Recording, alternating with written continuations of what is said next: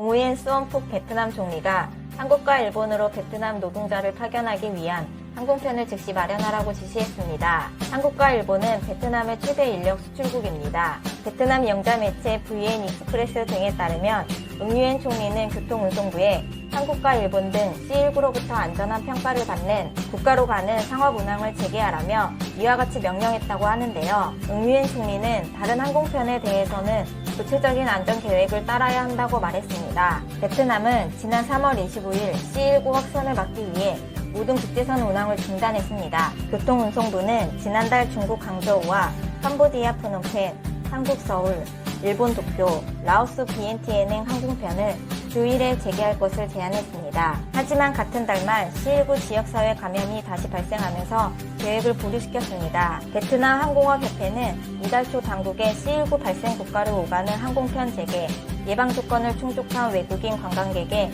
입국 허용 등을 요구했습니다. 베트남 정부가 단기 출장으로 입국하는 외국 기업인가 전문가, 외교사절 등의 C19 방역을 위한 14일간의 격리를 면제해 주기로 했습니다. 해당 국가는 한국을 포함해 일본, 중국 광저우, 대만, 캄보디아, 라오스입니다. 베트남 보건부 C19 포털 사이트에 따르면 응우옌 타엔 농 보건부 장관 직무대행은 이런 내용의 단기 출장 입국 외국인에 대한 방역 가이드라인에 서명한 뒤 공표했습니다. 베트남 현지 언론들도 일제히 베트남 정부가 발표한 가이드라인을 보도했는데요. 먼저 14일 면제 대상으로 단기 방문 출장 목적의 외국인 투자자, 전문가,青年 노동자, 기업 관리자, 외교 또는 공무 목적으로 초청받은 인사와 수행원 등입니다. 이들은 입국 후 14일이 지난 후에도 베트남에서 업무를 계속해야 할 경우 C19 검사에서 음성으로 확인되면 격리 없이 정상적으로 업무를 수행할 수 있게 됩니다. 베트남 당국은 격리 면제 전제 조건으로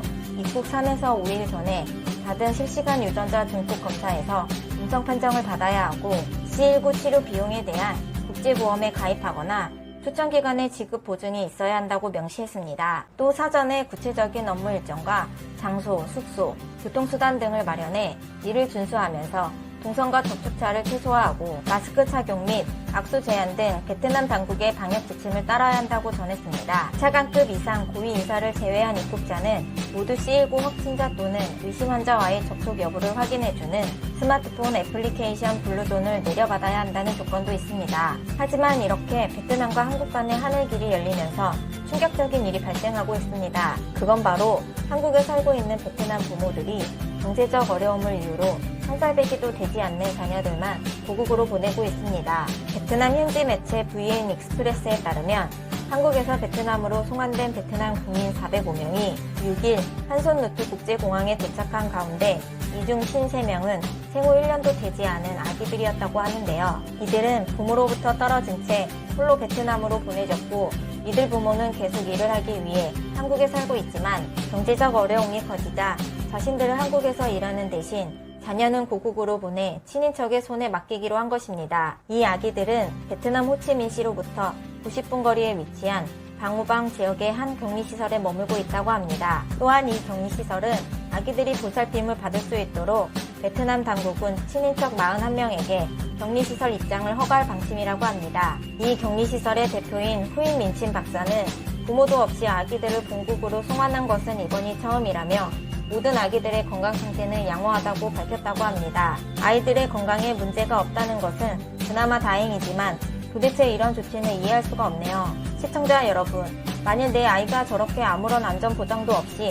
본국으로 송환된다면 그것을 어떻게 믿을 수가 있을까요? 더구나 송환된 아이들은 생후 1년도 안 된 갓난 아이들인데 아이를 키워보신 분들이라면 아시겠지만 그 나이대 아이들이 엄마 아빠의 손길을 얼마나 필요로 하는지는 정말 잘 아실 것입니다. 그런데 막무가내로 저런 결정을 내린 것을 솔직히 저는 이해할 수가 없습니다. 그리고 머나먼 타지에서 일하는 엄마 아빠와 떨어져서 살게 될 아이들이 과연 어떻게 잘 자랄지도 염려스럽네요. 그리고 지금 베트남 노동자들이 아이들을 떼놓고서라도 일을 하겠다는 것을 보면 과연 아이들을 위해서 일을 하는 것인지 자신들을 위해서 일을 하는 건지 이해가 안 갑니다. 옛날 우리나라 아버지 세대가 중동으로 독일로 일을 하러 갔을 때에는 가장 큰 목적 중 하나가 생활비와 함께 아이들 교육비였습니다. 지금 베트남 노동자들에게는 아이들을 교육시켜 그 아이들을 인재로 키우겠다는 생각이 있는 걸까요? 이런 걸 보면 안타까운 생각이 드는 동시에 이렇게 갖은 고생 끝에 나라를 발전시키고 인재들을 키워내는 데에 큰 공헌을 한 우리나라의 산업화 세대에 경의를 표하게 됩니다. 오늘의 영상은 여기까지입니다. 오늘 저와 함께한 시사데이트 어떠셨나요? 그럼 다음 이 시간에 다시 만나요!